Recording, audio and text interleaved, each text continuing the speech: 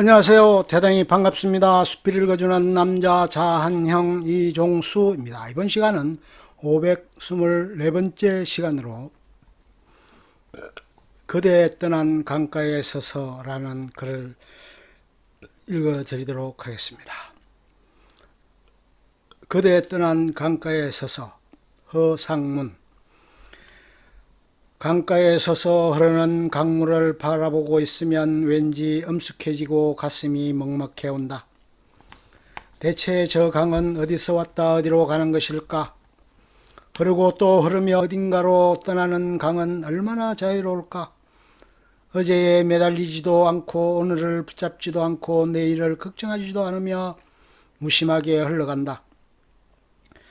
지상의 모든 만남과 이별, 삶과 죽음, 영광과 치욕을 다 안고 유유히 흐른다. 어린 시절 강 근처에 살던 나는 걸핏하면 강가에 앉아 흐르는 강물을 바라보곤 했다. 학교 수업을 마치기 바쁘게 아이들은 가방을 맨 채로 강으로 달려갔다. 어떤 친구들은 옷을 홀딱 벗고 강으로 뛰어들고 어떤 친구들은 송사리를 잡기 위해 강가에서 분주히 움직였다. 그렇지만 나는 늦은 시간까지 혼자 강가에 앉아 생각에 잠기곤 했다. 어머니에게 야단을 맞고 인생의 고달픔을 알기 시작하면서 학교에서 옆자리 여학생과 다투고 사랑의 아픔에 눈뜨면서 서쪽 하늘에서 지는 노을은 왜 저리 붉고 서러울까 하고 생각하면서 강가에 앉아 있었다. 그때부터 나는 나중에 어른이 되면 강을 따라 세상을 마음껏 떠돌아 다닐 것이라고 다짐했다. 그 다짐을 실행이라도 하듯 그동안 강과 함께 세상 곳곳을 많이도 다녔다. 시베리아 횡단 열차를 타고 달려간 네바강, 제국주의자들에게 쫓긴 잉카족들의 마지막 피신처였던 아마존강, 아프리카인들의 심장이자 마음의 고향이라는 콩고강, 노을 지는 강가에서 얼마나 많이 눈물 짓고 한숨 지었던가. 그렇게 많은 국경을 넘나들면서도 함부로 낯선 항구에 정박하지도 않았고 어디선가 홍곤이 잠들지도 못했다. 새로운 세상으로 나아가려면 수많은 경계를 넘어야 했다. 이곳에서 저곳으로, 만남에서 이별로, 어둠에서 빛으로 무엇과 헤어지고 무엇을 만나러 떠난 것인가. 인생을 조금이라도 깨어서 살기 위해서는 그동안 걸어온 대로 눈 감고 모른 척하며 살아갈 수는 없었다. 가는 길이 고달프고 힘들어도 떠나는 어둑 새벽의 시간을 기다리며 밤새워 뒤척였다. 여행에서도 삶에서도 경계를 넘는 일은 힘들고 버거운 일이었다. 그렇지만 강에는 경계가 없다. 강은 가득 찼다가 텅 빈다. 강은 물을 만들고 물은 강을 만든다.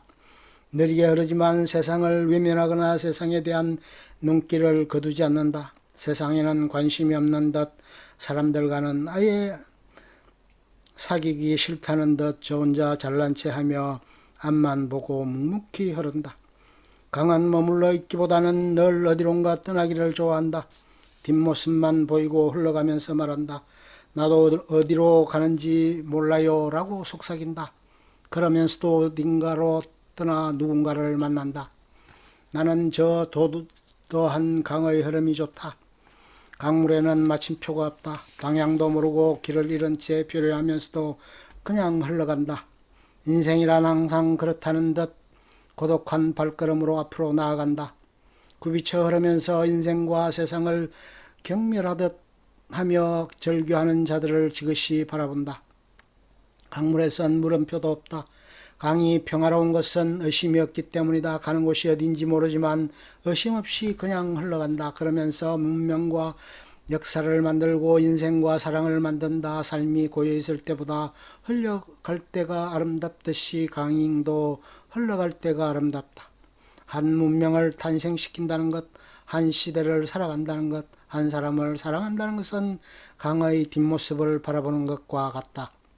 낯선 땅에는 늘 그곳의 특별한 풍경이 있다. 먼 세상에서 모르는 사람들을 만나 모르는 언어로 이야기하는 것은 강의 깊은 의미를 찾는 거라는 생각이 들었다. 나는 많은 강을 떠다니며 인간이 만든 문명과 역사와 사랑과 이별을 바라보며 경탄하고 한숨 지었다. 수천 년 전에 만들어진 피라미드와 스핑크스와 세상을 호령하던 파라오의 모습을 바라보는 것은 경이로운 일이었다. 넘실대는 나일강에 몸을 싣고 흔들리면서 저 위대한 문명은 인간이 만든 것인가 강이 만든 것인가를 물은 적이 있다. 인간이 아무리 위대한다 한들 그 옛날 어떻게 저런 문명을 일구어낼 수 있었을까? 나일강뿐인가? 티그리스 강과 유프라테스 강변에서 인더스와 황하 강변에서 인간은 문명을 탄생시켰다. 문명을 만든 강가에서 나는 아득한 시간의 경계를 서성이며 전율했다. 템스 강가에 서면 서구 제국주의의 어두운 그림자를 보는 것 같아 항상 우울했다. 워털루 다리 위에서 바라보는 런던의 안개는 영화 SOS에서 만났던 슬픈 연인의 아름다운 낭만이 아니라 제국주의와 식민주의의 타락한 영혼 같았다. 인간은 평화와 번영을 말하지만 쉼없이 남의 것을 빼앗고 전쟁을 저지른다. 인류 역사는 침탈의 역사이다. 남의 땅을 지배하고 자연을 파괴하고 원주민을 살육했다. 그들은 성자가 되어 신성한 척했지만 노예로 살아왔다. 자본의 노예, 수탈의 노예, 욕망의 노예, 그들의 낮과 밤은 그렇게 반복되었다. 사람들은 참으로 많은 사랑을 나눈다. 오늘도 생강이 흐르는 미라보 다리에서 손을 잡고 입을 맞추며 사랑을 다짐한다. 그렇지만 영원히 내 앞에서만 서 있으리라 생각하던 사람은 사라진다. 끝내 마지막 말을 하지 못하고 한 조각 처량한 흑백 사진으로 남은 여인이 다리 위에 서 있다. 누군가는 떠나고 누군가는 돌아오는 강가에서 사랑을 잃은 여인이 홀로 울고 있다. 진정으로 사랑한다는 것은 서로의 영혼과 살고 오늘을 함께 나누는 것. 그들의 사랑의 맹세는 강물처럼 허무하게 가버리고 말았다. 세상에 영혼이란 없다. 강은 푸푸 한숨을 내쉬며 어디론가 흘러간다. 한마디 위로도 없이 휘적대며 가는 강이 원망스러워 나도 한숨을 쉬며 뒤따른다. 모든 거짓 사랑은 가라 저 강과 함께. 내가 태어나기도 전의 일이라 알기 힘들지만 6.25 전쟁 때 끊어진 다리 밑에서 사람들은 죽느냐 사느냐의 경험을 하였다고 한다. 강을 건너면 사는 것이고 강을 건너지 못하면 곧 죽음을 의미하는 상황이었다. 강을 가운데 두고 생사기로의 발걸음을 재촉해야 했던 한강의 기억. 그 순간에서도 어떤 사람은 살아남았고 어떤 사람은 죽었다. 죽은 사람은 어두운 저승으로 떠났지만 살아남은 사람은 지금도 한강 물살을 바라보며 꾸역꾸역 이성을 살아간다. 그들은 또 만나서 사랑을 나누고 아이를 낳고 기적을 이루며 세상을 만들어 왔다. 강에서는 많은 사람이 울고 있다. 아름답고 푸른 다뉴브 강이라는 말이 무색하게 부다페스트의 머르키트 다리 아래에서 또 기막힌 사고가 일어났다. 애꿎은 수십 명의 생명을 앗아가면서 아름다운 강이 순식간에 죽음의 강으로 변했다. 대체 운명의 신은 왜 저렇게 수시로 참혹한 사고를 만들어내는가? 모두 살아가고 있지만 죽음을 마주보며 서 있다. 우리는 영원히 죽지 않을 사람처럼 큰소리치며 살아간다. 아니면 죽음은 언제 찾아올지 모르기에 아예 체념한 채 절망적으로 살아가는 것인지 모른다. 우리에게 희망이 있는가? 어느 순간 봄나마듯 밀려오는 강물 같은 절망, 세상에 아름답고 소중한 것은 모두 소용없다는 것인가? 그렇게 체념하고 눈물을 지으며 살아가다가 떠나라는 것인가? 어느 강이 삶이고 어느 강이 죽음인지 강은 혼돈의 흔들림도 없이 푸르기만 하다. 인간이 신이 되지 않는 한 고통에서 벗어날 수 없을 것이다. 나의 아픔, 나의 슬픔, 나의 흔적 이들을 다 흘려 보낼 수 있는 곳은 강뿐이다. 삶은 한 줄기 강이다. 하늘과 땅이 그냥 있는 것이 아니듯이 강도 그냥 있지 않다. 강 속에서는 물만 흘러가는 것이 아니다. 그 속에서는 삶도 죽음도 역사도 사랑도 함께 흘러가고 있다. 강의 막바지에 이르도록 나는 아직도 강이 얼마나 깊은지 그 속에서 무슨 일이 일어나고 있는지 모른다. 깨달음은 언제나 마지막 순간에 오는 것이다. 사막에서 사람들은 오아시스가 지평선에 보일 때 목말라 죽는다고 한다. 강은 바다에 이르러 마침내 소멸한다. 지산의 이름을 누군가에게 전해주고 지나온 아픔을 어딘가에 기록하고 영광과 오욕의 역사를 다 내려놓고 소멸한다. 인생만큼 강도 허무하다. 살아있다는 것은 한순간일 뿐, 떠나면 그뿐, 결국에는 어딘가에 당도해서 모든 것을 버리고 사라질 뿐이다.